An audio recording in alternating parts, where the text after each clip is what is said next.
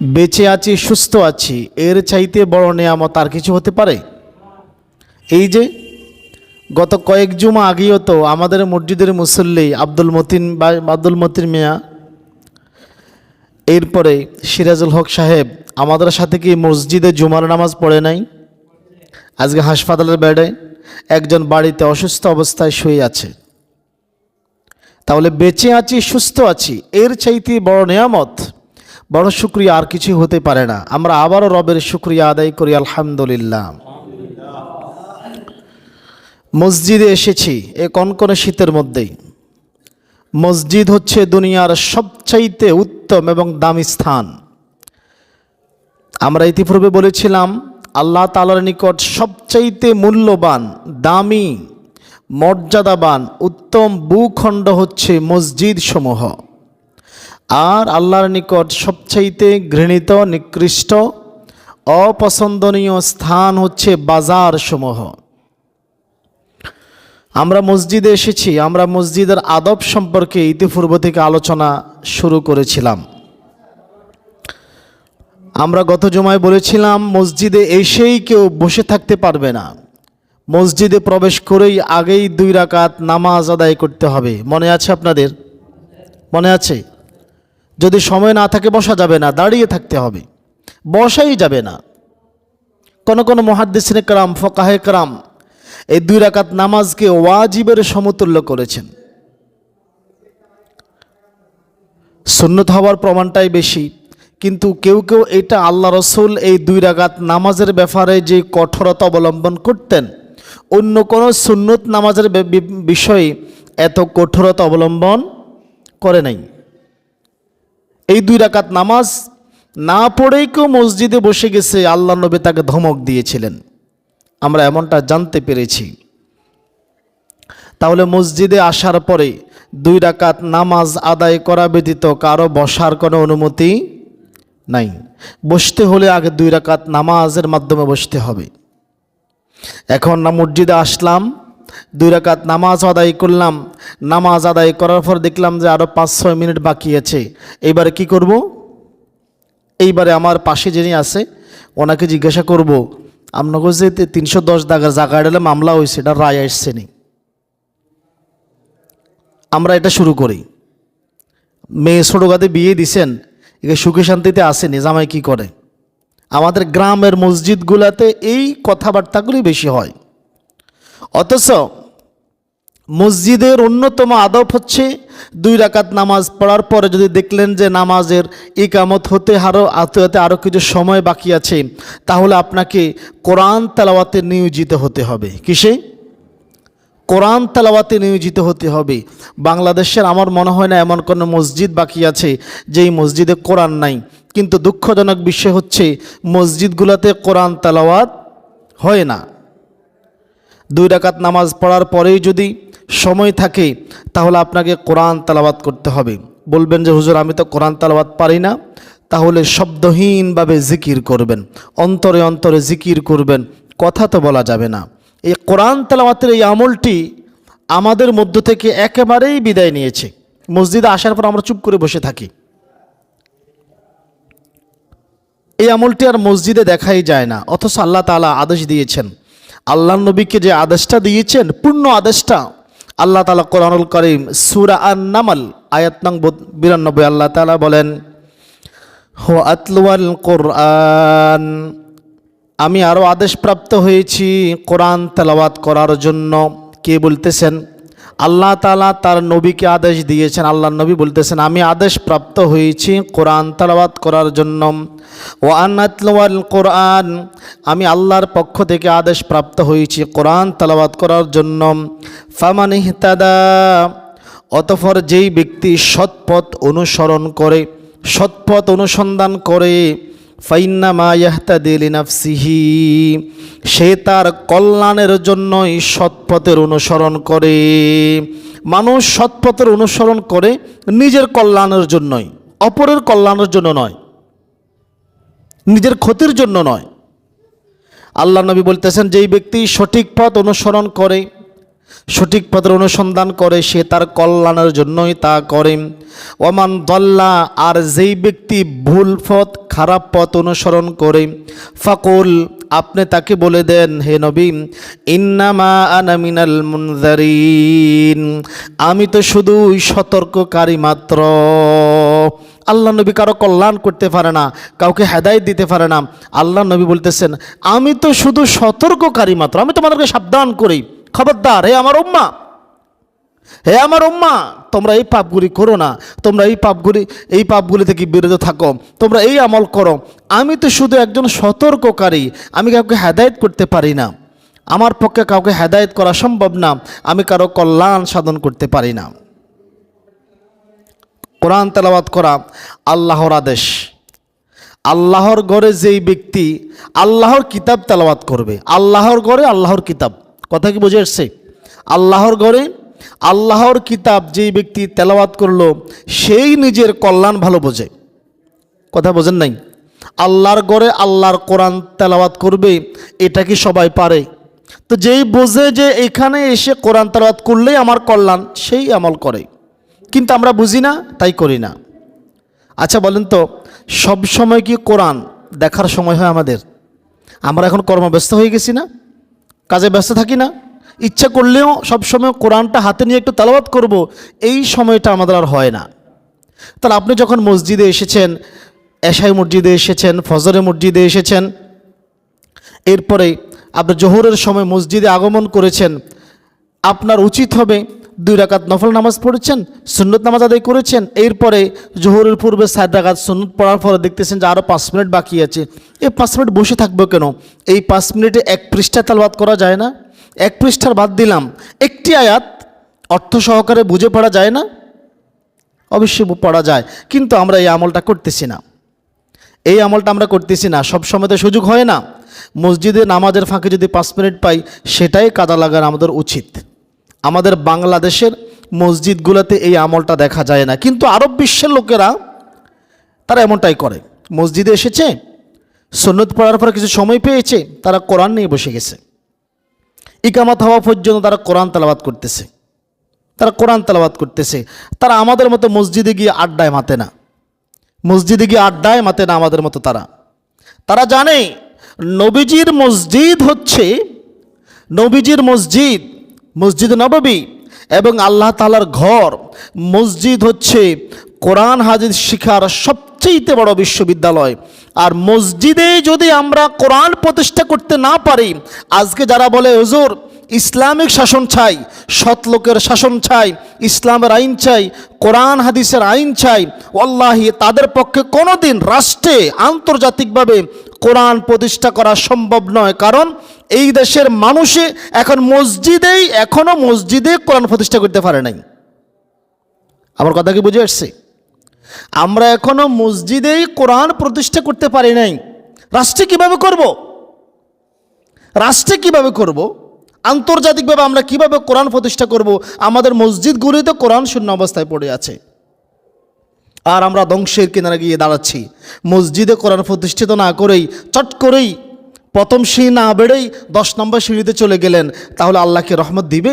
আল্লাহর পক্ষ থেকে ধ্বংস আসবে। হযরতে ওমর ইবনে খাত্তাব রাদিয়াল্লাহু তাআলা আনহু বলেন, ক্বালা রাসূলুল্লাহ সাল্লাল্লাহু আলাইহি ওয়াসাল্লাম, আল্লাহর রাসূল সাল্লাল্লাহু আলাইহি ওয়াসাল্লাম বলেছেন, ইন্নাল্লাহা ইয়ারফাউ বিহাযাল কিতাবি আকওয়ামা, নিশ্চয়ই আল্লাহ এই কিতাব দ্বারা, কোরআন দ্বারা কোন জাতিকে উন্নত করেন। সুবহানাল্লাহ বলবেন না? আল্লাহ তাআলা কোরআন দ্বারা কোন জাতিকে উন্নত করেন, শাসন ক্ষমতা দান করেন, নেতৃত্ব দান করেন। আবার ওয়ায়াদু আখরিন, এবং বাকিদেরকে অবনমিত করেন, ধ্বংস করে ফেলেন। এই কোরআন দ্বারাই যারা কোরআন মেনেছে, আমরা আজকে মুসলমান দাবি করি, কোরআন মানি না, নিজেদের মসজিদে কোরআন নাই, নিজেদের ঘরে কোরআনের প্রতিষ্ঠিত নাই, রাষ্ট্রের চিন্তা করি, কিছু হইলে লিল্লাহি তাকবীর নারায় তাকবীর মিছিল দিতেছি, দেন ভালো কথা, কিন্তু আপনার ঘরে কি আপনি কোরআন প্রতিষ্ঠিত করেছেন? আপনার 3.5 হাত বৌড়ি থেকে আপনি কোরআন প্রতিষ্ঠিত করেছেন? আপনার মহল্লার সবচাইতে মর্যাদাবান স্থান মসজিদে কি আপনি কোরআন প্রতিষ্ঠিত করেছেন? সেটা না করেই আপনার রাষ্ট্রে কীভাবে প্রতিষ্ঠিত করবেন? আপনি এই দিক থেকে রাষ্ট্রে কোরআন প্রতিষ্ঠিত করবেন, কিন্তু আপনার সমাজের মানুষ সুদ খায়, আপনার সমাজের মানুষ আপনার বিরোধিতা করবে, আপনার মসজিদে কোরআন নাই, কোরআনের আইন কিভাবে চলবে? আর যারা কোরআন অনুসরণ করবে আল্লাহ তাআলা তাদেরকে উন্নত করবেন। আর যারা মুসলমান, আমাদের মতো নামদারি মুসলমান দাবি করব, কিন্তু আমরা কোরআন প্রতিষ্ঠিত করব না, আল্লাহর কিতাব মানব না, নামকাওয়াস্তে মুসলমান দাবি করি, মাঝে মধ্যে সপ্তাহে একদিন মসজিদে আসি, আমরা হাজার চেষ্টা করেও সফলতা লাভ করতে পারবো না। এই আমাদেরকে ইহুদিদের, খ্রিস্টানদের আজীবন মার খেয়ে যেতে হবে, যেই পর্যন্ত না আমরা কোরআনকে আবার আমাদের হাতিয়ার হিসেবে আমাদের হাতে না নেব। আগে মসজিদগুলিতে আমরা কোরআন প্রতিষ্ঠিত করতে হবে। আর এই জন্য দেখেন আজকের সমগ্র বিশ্বে মুসলমানরা জায়গায় জায়গায় জায়গায় মার খাচ্ছে, সব জায়গায় মার খাচ্ছে। অতএব মসজিদে আগমন করে যারা কোরআন তেলাওয়াত করতে পারেন তাদের উচিত কোরআন তেলাওয়াত করা। যারা কোরআন তেলাওয়াত করতে পারেন না, আপনারা কি করবেন? আপনাদের উচিত হবে জিকির করা। এখন কোরআন যদি মসজিদে তেলাওয়াত করেন, দুইটা সুবিধা আছে। কয়টা সুবিধা? দুইটা সুবিধা। আপনাদের মসজিদে আসছেন, মসজিদ কি আপনার পক্ষে সাক্ষী দিবে না? মসজিদ কি আপনার পক্ষে সাক্ষী দিবে না? অবশ্যই দিবে। আল্লাহ তোমার এই বান্দা মসজিদে আসছে, এখন কোরআনও কিন্তু সাক্ষী দিবে। রাসূলুল্লাহর হাদিস আছে, আল্লাহ নবী বলেছেন, আল কোরআন হুজ্জাতুল্লাকা ওয়া আলাইকা, কোরআন তোমার পক্ষের অথবা বিপক্ষের সাক্ষী হবে। হয়তো তোমার পক্ষে সাক্ষী দিবে, নয়তো বিপক্ষে সাক্ষী দিবে। কোরআন সাক্ষী দিবে আল্লাহ এই যে আমি মসজিদের র্যাকের মধ্যে আমাকে সাজাই রেখেছি, বাড়ির আলমিরায় সাজাই রেখেছি, কিন্তু খুলে দেখে নাই, আমাকে মূল্যায়ন করে নাই, কি জবাব দিবেন আল্লাহর কাছে? কোরআন যদি বিপক্ষে সাক্ষী দেয়। এখন মসজিদে আসার পর যদি কোরআন তেলাওয়াত করেন, কোরআন বলবে আল্লাহ এই লোক এই অমুক দিন মসজিদে গিয়ে কোরআন তেলাওয়াত করেছিল। আপনি মসজিদকে জিজ্ঞাসা করেন না, কোরআন সাক্ষী দিবে এই বান্দা কোরআন তেলাওয়াত করেছে। আপনি মসজিদকেও জিজ্ঞাসা করেন, মসজিদে বলবে হ্যাঁ আল্লাহ সে আমার মধ্যে বসে কোরআন তেলাওয়াত করেছে, তাহলে কোরআনও সাক্ষী দিল, মসজিদও সাক্ষী দিল। সুবহানাল্লাহ বলবেন না? মসজিদও আপনার পক্ষে সাক্ষী দিল, কোরআনও সাক্ষী দিল, মানে সাক্ষীটাকে আরও মজবুত করার জন্য আরও একটা সাক্ষী। আল্লাহু আকবার, কত মর্যাদাবান বিষয়। আর কোরআন না পড়লে জিকির করবেন। আমরা জিকির তো পারি, সুবহানাল্লাহ, পারেন না এটা? আলহামদুলিল্লাহ, আল্লাহু আকবার। আমরা কি এই জিকিরগুলো পারি না? এই তাসবিহগুলো আমরা পারি না? কোরআন পড়তে না পারলে বসে বসে এটা পড়বো, লা ইলাহা ইল্লাল্লাহ। পারেন না এই জিকির? সুবহানাল্লাহি ওয়া বিহামদিহি সুবহানাল্লাহিল আযীম। আমরা এগুলো পারি তো, কিন্তু পড়ি না। ওই পাশের জনের সাথে বসে বসে আমরা কথা বলা শুরু করে দিই। আর মসজিদে আসছি তো আল্লাহকে স্মরণ করার জন্য, এটা না? মসজিদে কেন আসছি? কথা বলে না, মসজিদে কেন আসছি? নাকি আপনার কার মেয়ে কনায় বিয়ে দিছে, কার জমির মামলা খারিজ হয়েছে কিনা, মামলার আপনার নকল আসছে কিনা, এগুলো খোঁজখবর নেওয়ার জন্য আসছি? কেন আসছি? তো আল্লাহকে স্মরণ না করে যদি আমরা একে অপরকে স্মরণ করি, আল্লাহর পক্ষ থেকে কি রহমত আসবে? লানত আসবে। আল্লাহ তাআলা নিজে বলেছেন, ফাযকুরুনি আযকুরুকুম, তোমরা আমাকে স্মরণ করো আমিও তোমাদের স্মরণ করব।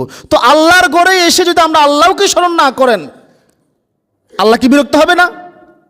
বিরক্ত হবে না? আপনার রাজনৈতিক লিডার স্টেজে দাঁড়িয়ে বক্তব্য দিচ্ছে, আপনি সামনে গিয়ে হট্টগোল করতেছেন, নেতা কি আপনার প্রতি খুশি হবে না? আপনার উপর অসন্তুষ্ট হবে? অসন্তুষ্ট হবে না? তাহলে আল্লাহ ঘরে আছে, এই মজলাল আল্লাহর ঘরে আল্লাহ আছে, কিন্তু আপনি আল্লাহকে সামনে রেখেই আরেকজনের সাথে কথা বলতেছেন, আপনি বলেন আল্লাহকে অসন্তুষ্ট হবে না? আল্লাহকে অসন্তুষ্ট করিয়েন না। মসজিদে আসছি আমরা পাপ ক্ষমা করার জন্য, আমাদের আমরা নেকি অর্জন করার জন্য, আল্লাহর কাছে কিছু চাওয়ার জন্য, কিন্তু সেখানে যদি আল্লাহকে বিরক্ত করে ফেলি, আল্লাহকে অসন্তুষ্ট করে ফেলি, তাহলে ক্ষমা করবে কে? এরপরে আসেন, মসজিদে আসলাম, হুজুর 2 রাকাত নফল নামাজ পড়লাম, কোরআন তেলাওয়াত করতেছি, ভালো কথা, বা জিকির করতেছি। আমাদের অনেকের একটা স্বভাব, প্রায় মসজিদে এইগুলো দেখা যায়, শহরের মসজিদে আবার খুব কম, গ্রামের মসজিদে দেখা যায় কি, মসজিদে এসে আমরা হেলান দিয়ে বসে কি না? মসজিদে এসে হেলান দিয়ে বসে না? 2 পাশের দেওয়ালে, পিছনের দেওয়ালে পা 2টা ছড়াই দিয়ে বা মসজিদকে কেবলাকে পিছ দিয়ে আমরা হেলান দিয়ে বসি, অথবা অনেকে দুই হাঁটু একসাথ করে পাও দিয়ে জড়িয়ে, দেখছেন আপনারা, দুই হাঁটু জড়িয়ে, দুই হাঁটু উঠায় পা দিয়ে জড়িয়ে, মানে হাত দিয়ে পায়ের দুটা নালা জড়ায় ধরে বসে, বসে কিনা? এভাবে কে বসে জানেন? এভাবে কে বসে বলেন? কে বসে এভাবে?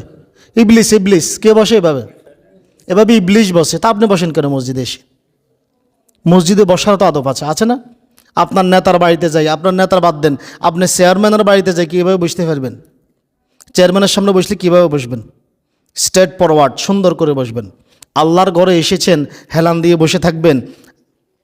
আমরা অনেকে মসজিদে প্রবেশ করে হেলান দিয়ে বসি, যা একান্ত নিতান্ত যারা অসুস্থ বসতে কষ্ট হচ্ছে, তার হেলান দিয়ে না বসলে চলতেছে না, সে হেলান দিয়ে বসবে। বাকি আপনি সুস্থ মানুষ, আপনি কখনো হেলান দিয়ে বসতে পারবেন না। হেলান দিয়ে বসে আমরা অনেকে কি করি, কাবাকে পিছনে ফেলে দিই, কাবাকে এক পাশে রেখে দিই। এখন আল্লাহ হচ্ছে কাবার দিকে, আপনি কাবাকে পাশে রেখে দিলেন। আদালতে গিয়ে আসামি যদি বিচারকের ফিস দিয়ে দাঁড়াই থাকে, বিচারককে রাগ করবে নাকি খুশি হবে বলেন তো? বিচারককে যদি এক পাশে রাখে, বিচারক রাগ করবে নাকি খুশি হবে? রাগ করবে না? তাহলে আপনি যে আল্লাহর ঘরে এসে কেবলার দিকে আল্লাহ আছে, আল্লাহকে পাশে রেখে, আল্লাহকে পিছনে রেখে আপনি যে মসজিদে হেলান দিয়ে বসলেন, আল্লাহকে অসন্তুষ্ট হবে না? অবশ্যই আল্লাহ তাআলা অসন্তুষ্ট হবে। নবী সাল্লাল্লাহু আলাইহি সাল্লাম এমন করাকে মসজিদের আদবের খেলাফ বলেছেন। আবু হুরায়রা রাদিয়াল্লাহু তাআলা আনহু বলেন, রাসূলুল্লাহ সাল্লাল্লাহু আলাইহি ওয়াসাল্লাম বলেছেন, প্রতিটি বস্তুর একটা সরদার আছে। প্রতিটি বস্তুর কি আছে? আমাদের বডি আছে না, আমাদের বডির একটা সর্দার আছে, জানেন আপনারা? আমাদের বডির সর্দার কি? আমাদের বডির সর্দার কি জানেন না? হায় হায়, তা আমরা নিজেরাই তো চিনি নাই, আল্লাহরে কবে চিনব? মানুষের বডির সর্দার হচ্ছে মাথা। মানুষের বডির সর্দার কি? কথা বলেন, আমাদের বডির সর্দার কি? মাথা। যার মাথা আটকাই ফেলে তার আর কোনো শক্তি আছে? হাত পাও সব ছাড়া আছে, কেউ যদি মাথা আটকাই ফেলে, মাথার মধ্যে পিস্তল ঠেকায়, গলার নিচে ছুরি ধরে, লড়া ছাড়ার সুযোগ আছে আর? মানুষের বডির সর্দার হচ্ছে মাথা। তেমনি করে প্রত্যেকটি বস্তুর, আল্লাহ নবী বলতেছেন, প্রত্যেকটি বস্তুর একটি করে সর্দার আছে। আর মসজিদ সমূহের সর্দার হচ্ছে কিবলা। সুবহানাল্লাহ বলবেন।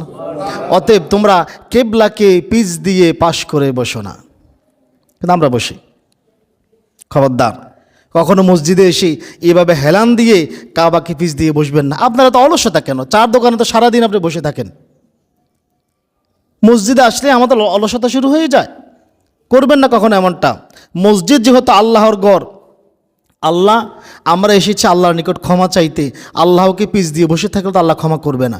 প্রার্থী কখনো দাতাকে পিছ দিয়ে বসতে পারে না, পাশ কেটে বসতে পারে না। খবরদার, আল্লাহ যেহেতু ক্যাবলার দিকে রয়েছেন, আমাদেরকে ক্যাবলামুখী হয়েই বসতে হবে মসজিদে। এটা মসজিদের আদব। এরপরে আপনি মনে করেন অপরাধী বা প্রার্থী বিচারালয়ে, আদালতে যায় কি দুই হাঁটু তুলে, দুই হাঁটুর নালা জড়াই ধরে কখনো বসে? দেখছেন কখনো কিভাবে থাকে? আদালতের সামনে গিয়ে হাকিম যখন আসে তো আসামি এইভাবে থাকে, ঠিক না? কাঠগড়ায় কীভাবে থাকে? এইভাবে থাকে। তার উকিল তার পক্ষে জেরা করে, তাকে কোনো কথা জিজ্ঞাসা করলে সে জবাব দিচ্ছে। বাকি সময় আসামি কিভাবে থাকে? নিচের দিকে তাকিয়ে স্ট্রেট ফরওয়ার্ড দাঁড়িয়ে আছে। তাহলে আপনি আল্লাহর সামনে আছেন, আল্লাহ ঘরে আছে, কেবলার দিকে ফিরে বসে আছেন, কিন্তু দুই হাঁটু উঠিয়ে দুই হাঁটুর নালা জড়ায় ধরে বসে আছেন। আল্লাহ নবী তো এমনটা করতে নিষেধ করেছেন। নবী সাল্লাল্লাহু আলাইহি ওয়াসাল্লাম বলেন, আন মুআজ ইবনে জাবাল রাদিয়াল্লাহু তাআলা আনহু বলেন, আন্নান নবিয়্য সাল্লাল্লাহু আলাইহি ওয়াসাল্লাম, আল্লাহ নবী সাল্লাল্লাহু আলাইহি ওয়াসাল্লাম, নাহা আনিল হাবওয়াতি, আল্লাহ নবী নিষেধ করেছেন দুই পায়ের নলা জড়িয়ে, দুই হাত দিয়ে দুই পায়ের নলা জড়িয়ে ধরতে। আল্লাহ নবী নিষেধ করেছেন ইয়াউমাল জুমআতি ওয়াল ইমামু ইয়াখতুবু, জুমার দিন ইমাম যখন খুতবা প্রদান করে তখন এইভাবে বসতে আল্লাহর নবী নিষেধ করেছেন। এটার মাধ্যমে শয়তান প্রবেশ করে। এইভাবে বসলেই দেখবেন ঘুম আসে, আসে না? এইভাবে বসলেই ঘুম আসে। এ নালা, দুই পায়ের নালা যখন জড়ায় ধরেই বসে তখন দেখবেন যে ঘুম আসবে। শয়তান এটাই চায়, শয়তান এটাই চায়। খবরদার, মসজিদে আসার পরে কোনোদিন দুই পায়ের নালা জড়িয়ে হাত দিয়ে জড়িয়ে ধরে বসবেন না। কাউকে যদি বসতে দেখেন হাত দিয়ে ইশারা করে নিষেধ করে দিবেন। মসজিদের আদব রক্ষা করো। হয়তো নামাজের শুরুতে বসো অথবা অন্য কোনো শুরুতে বসো, কিন্তু হেলান দিয়ে দুই পায়ের নালা জড়িয়ে ধরে কখনোই বসবে না। এটা মসজিদের আদবের সবচেয়ে বড় খেলাফ। এরপরে মসজিদে আসবেন, মসজিদে আসার আরও একটা আদব রয়েছে, সেটা মসজিদের বাহিরের আদব, কিন্তু এটা ভিতরে এসে ক্ষতি করে। আদবটা বাহিরের, ক্ষতি করে ভিতরে। সেটা হচ্ছে কি, নেশা জাতীয় দ্রব্য, ধূমপান মানে সিগারেট, বিড়ি, তারপরে কাঁচা পেঁয়াজ রসুন বা এমন খাবার যেই খাবার খাওয়ার পরে মুখ থেকে দুর্গন্ধ বের হয়। শুধু পেঁয়াজ রসুন নয়, আরও খাবার আছে তো যেটা খাওয়ার পরে মুখ থেকে কি বের হয়, দুর্গন্ধ বের হয়। এই সমস্ত খাবার খেয়ে মসজিদে আসা আগমন করা শুধু আদবের খেলাফে নয়, অপবিত্রতা। কি সেটা? অপবিত্রতা। আল্লাহ তাআলা বলেছেন কোরআনুল কারীম সূরা নিসা আয়াত নং 43, আল্লাহ তাআলা বলেন, ইয়া আইয়ুহাল্লাযীনা আমানু, হে ঈমানদারগণ, লা তাকরাবুস সালাতা, তোমরা নামাজের নিকটবর্তী হইও না, ওয়া আনতুম সুকারা, নেশাগ্রস্ত অবস্থায়। কেমন অবস্থায়? তোমরা যখন মাতাল থাকো তখন মসজিদের নামাজের আশপাশেও যাইও না, খবরদার। অতঃপর বলতেছেন হাত্তা তা'লামু মা তাকুলুনা, যেই পর্যন্ত না তোমরা বুঝতে পারো তোমরা মুখ দিয়ে কি উচ্চারণ করো, তোমরা কি বলতেছো, এটা যে পর্যন্ত না বুঝবে ওই পর্যন্ত মসজিদে আসবে না। এখন তো হুজুর আমি তো ধূমপান না করলাম, সিগারেট কি? সিগারেট কি? কথা বলেন না। আপনি আজকে বাংলাদেশের এই মানে বাংলাদেশ সরকারের যে সংস্থা টোবাকো প্রোডাক্ট নিয়ন্ত্রণ করে, আমরা দেখেন ওই তালিকায়, মাদকের তালিকায় সিগারেট আছে কিনা? আমার বলার দরকার নাই তো, আন্তর্জাতিকভাবে স্বীকৃত।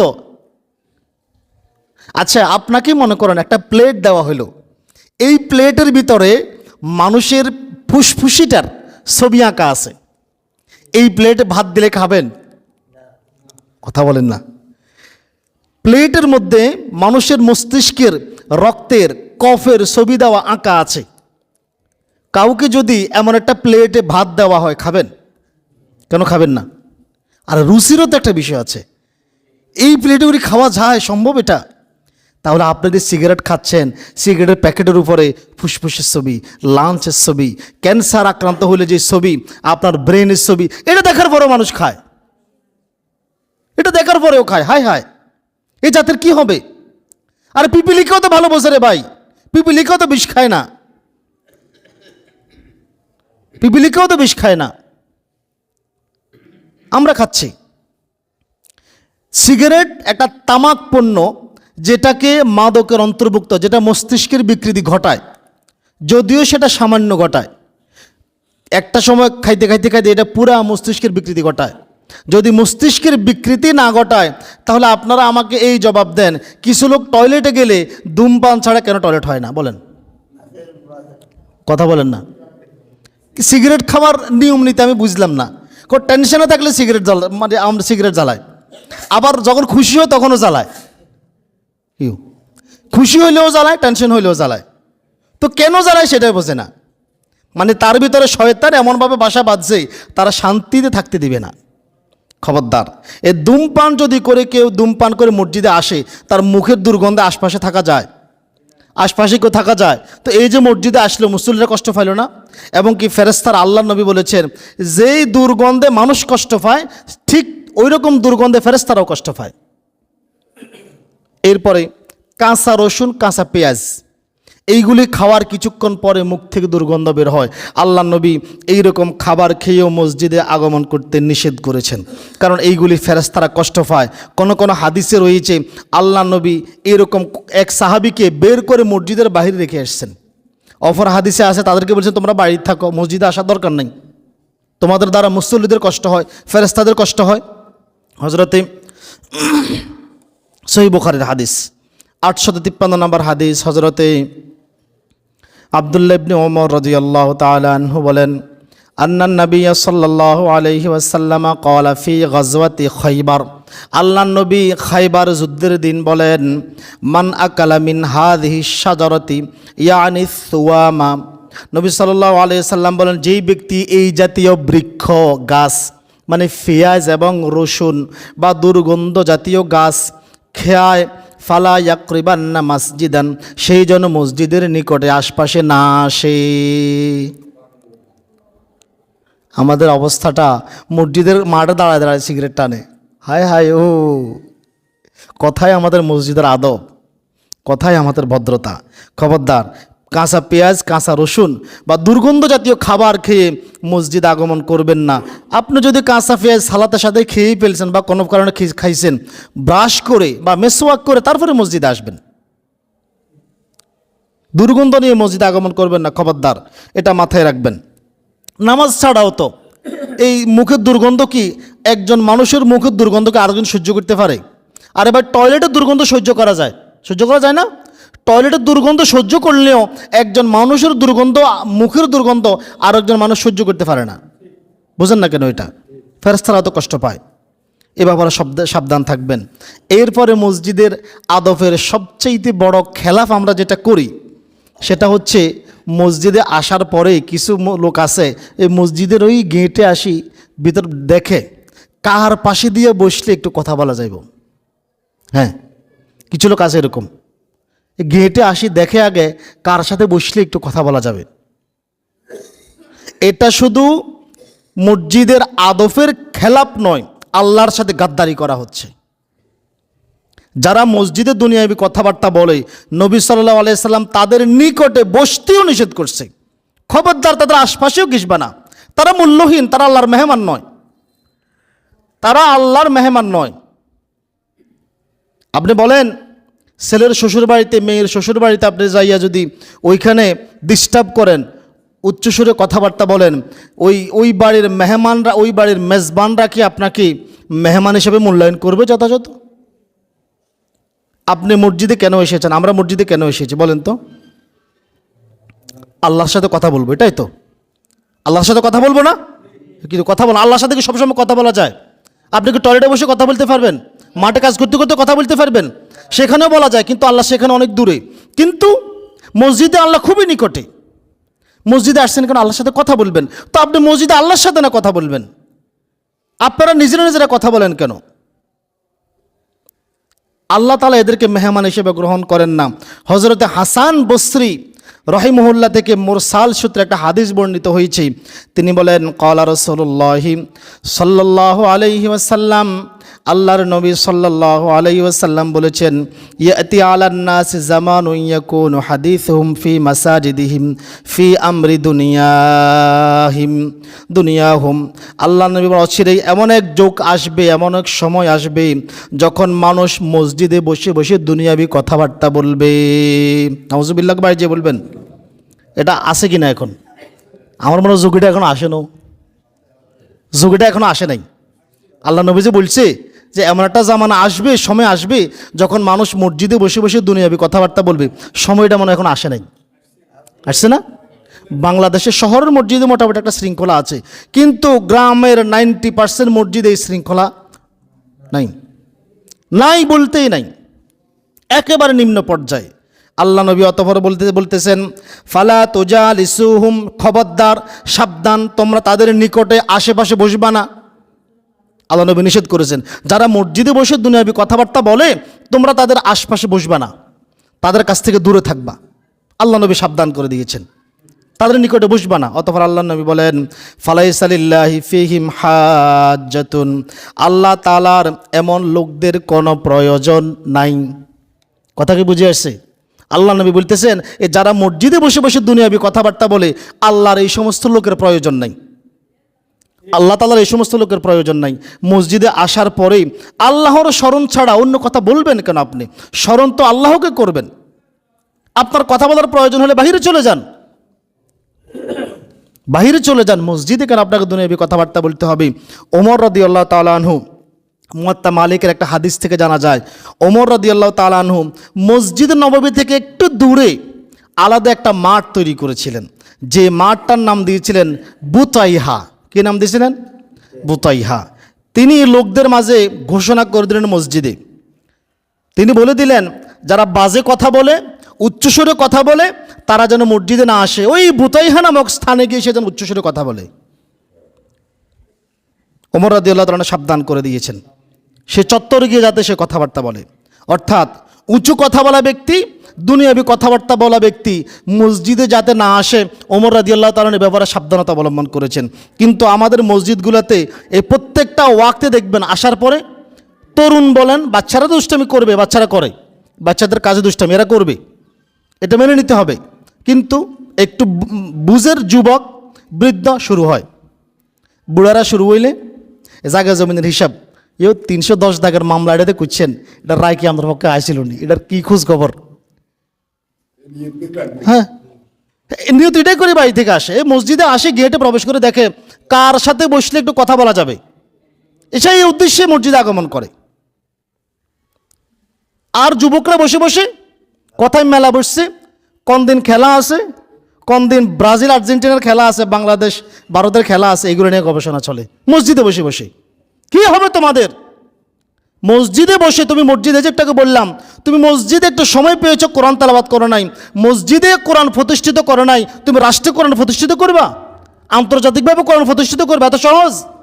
তোমার মসজিদে তো কোরআন শূন্য, মসজিদে এসে বসে বসে কথা বলো, তোমার মসজিদে তুমি কোরআন তেলাওয়াত করো নাই, আল্লাহর সাথে কথা বলো নাই।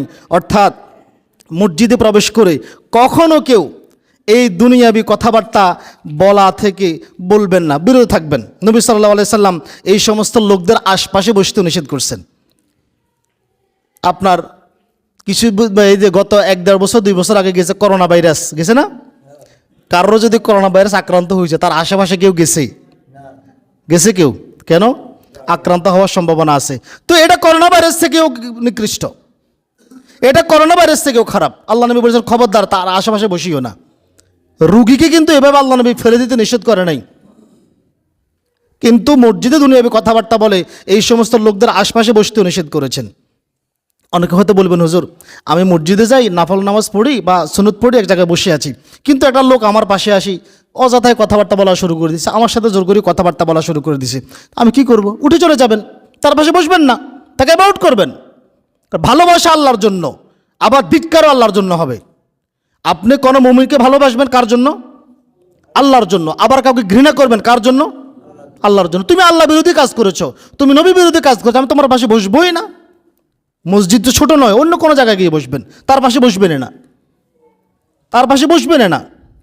কারণ আল্লাহ নবী সাল্লাল্লাহু আলাইহি সাল্লামের অপর হাদিস থেকে জানা যায়, আল্লাহ নবী বলেছেন তোমাদের মধ্যে, এই যে আমরা মসজিদগুলি প্রায় বাজারে পরিণত হয়, কিসে পরিণত হয়?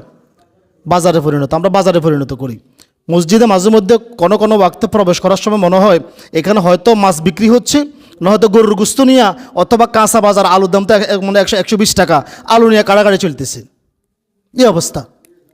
অথচ আল্লাহ নবী বলেছেন তোমাদের মধ্যে বুদ্ধিমান এবং বিজ্ঞজন নামাজের বিষয়ে, দিনের বিষয়ে সে আমার নিকটবর্তী, মানে আমার পিছনে দাঁড়াবে।